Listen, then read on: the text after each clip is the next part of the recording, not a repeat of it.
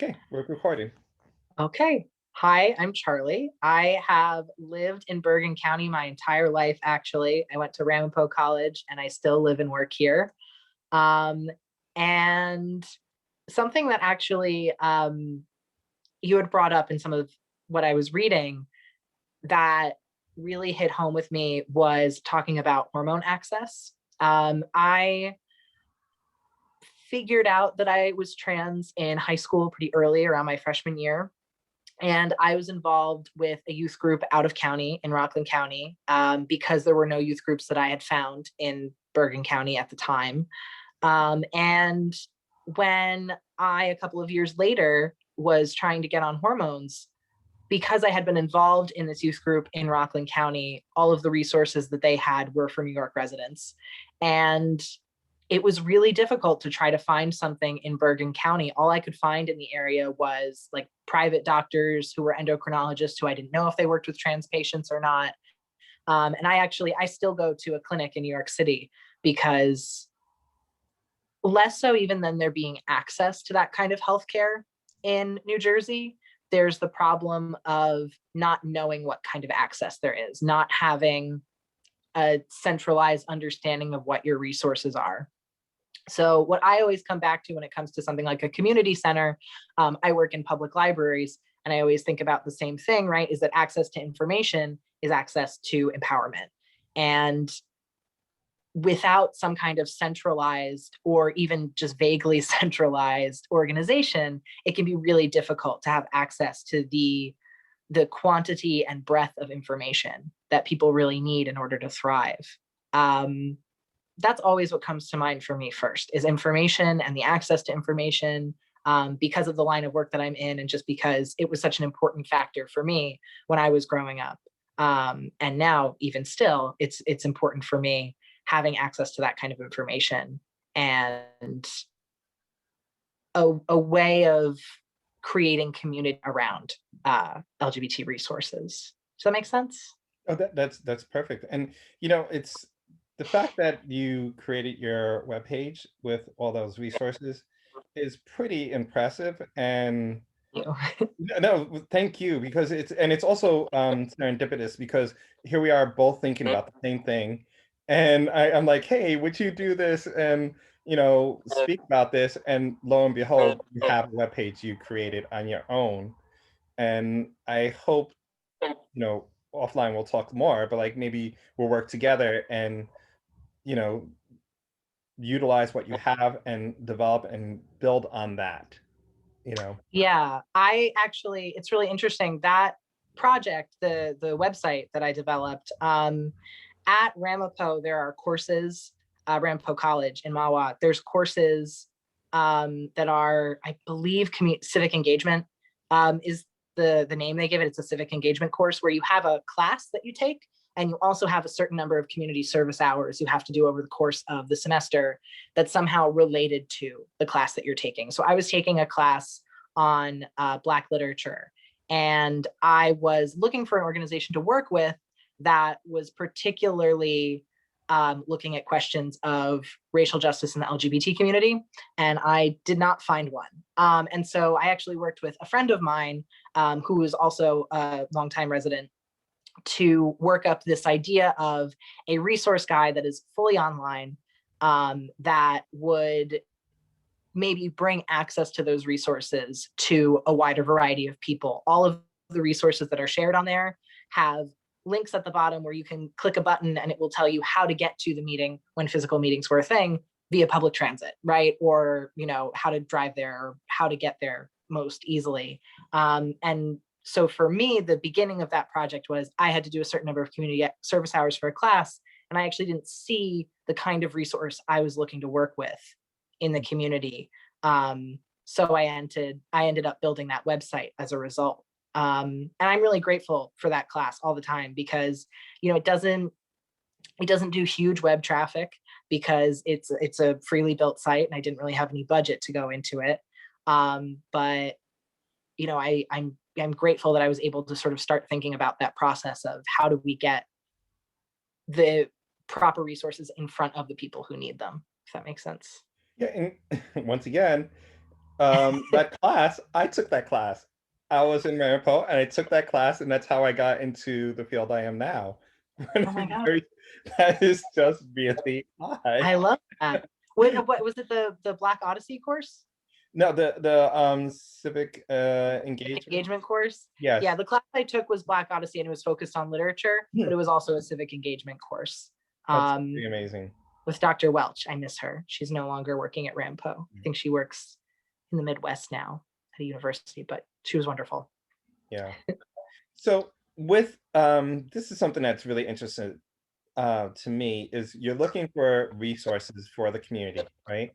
And what I've been experiencing is people can just slap on an LGBT flag and they say, I am a resource.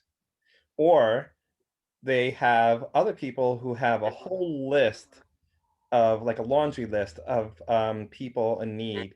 So homeless, mental health, LGBT, and they get a grant that's going to service all these people, and then they say, "Look, I got a grant for LGBT, and we're doing the work." But when you ask them, they have actually no services. So there is no governing body saying this is what LGBT, this is I'm sorry, my brain's not working. What That's LGBT overseeing. community work looks like. Well, yeah, there's no, it's like you go to a doctor and, you can get malpractice suit. There are people overlooking saying, hey, this is what this is what a good doctor looks like, and this is not a good doctor. We don't have anything like that across the board. So literally anyone can sit there and say, hey, I'm an LGBT expert, and they are. you know? So how does that play into your whole thoughts of resources? And have you thought about this? Or maybe you haven't, or where's your mind go with that?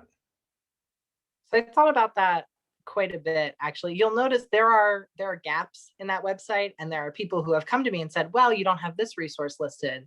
And I try not to be shady, right? I'm just saying, well, the reason I don't have that resource listed is because I reached out to that organization and either I wasn't able to get in touch with anyone and I didn't want to list anyone's contact information or meeting location information without having gotten in touch with them first and asked permission, right? I don't want to just put people's meeting, plans up on the internet without asking them first. Or I was able to get in touch with them, or I knew people who were involved with them, and I just didn't feel like the work that they were doing was really necessary for people. Yeah. There are resources I have listed on the website that are not specifically for LGBT people. There are, I have a page of COVID resources, and that includes a list of every food pantry in Bergen County, right? Because there are things people need that are not particularly LGBT related. But it is important to me that a resource isn't just saying it's LGBT friendly and assuming that that's good enough, right? And isn't just saying, well, we support all of the LGBT people in New Jersey or in this area or in Bergen County or what have you, or we support all people, when there are specific needs of different communities that need to be met, right? And Yeah. if you're not working, if you're not actively working to meet those needs, you probably aren't in a lot of cases, right? So for me, it was important to make sure that I understood, I had an understanding, or I knew someone who had an understanding, I had evidence that the work that these organizations were doing was really actually benefiting people. And it wasn't just, see, we have a rainbow sticker on our website, therefore we support gay people, right? It Yeah. wasn't performative. And that's really, really important, because I was speaking to someone that's pretty high up there in the county, overseeing a lot of the services, and she was really candid, really amazing.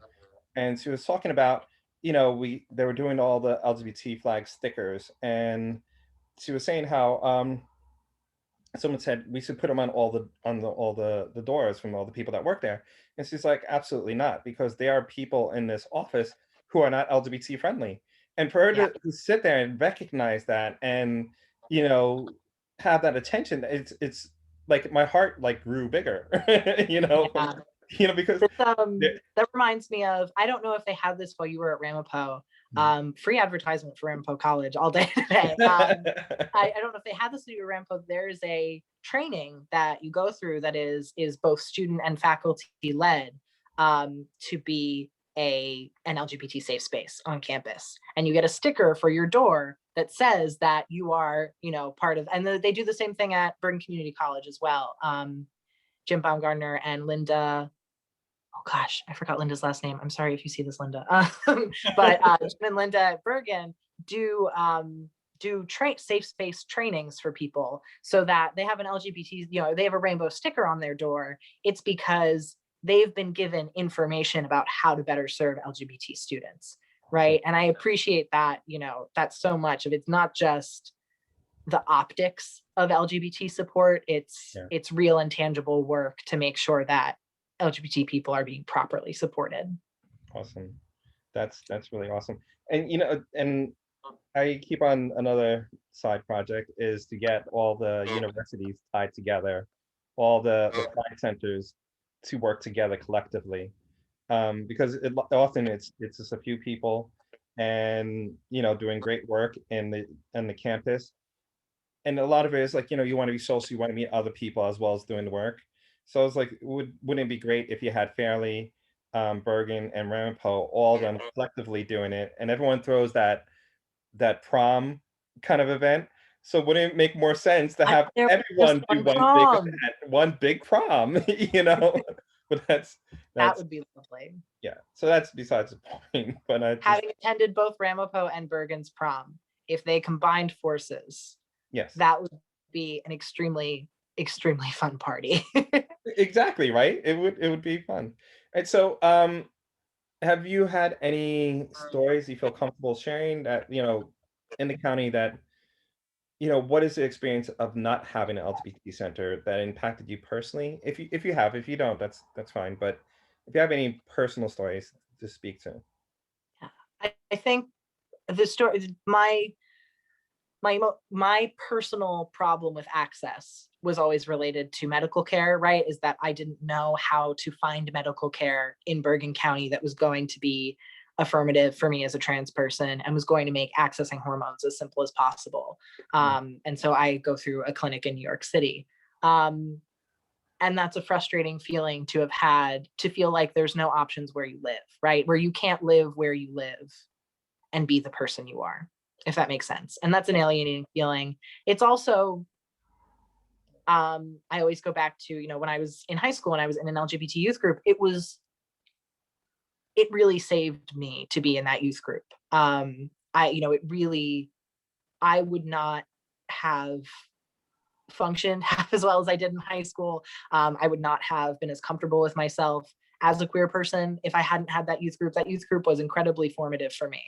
And, I had to drive 30 minutes each way to go there because it was in Rockland County, right? Because there was nothing that I had found near where I lived, that I could go to. And so in my experience, access to youth services and to a youth group and to a visible queer adulthood, if that makes sense, right? Is that there's, I know now plenty of out LGBT adults in Bergen County, right? Because I am an out LGBT adult, but those people weren't visible to me when I was growing up. And so I think doing an interview like this,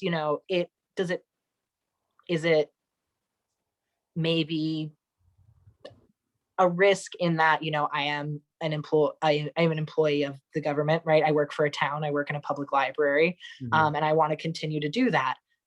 Probably a little bit, but it's 100% worth it. It's important to me that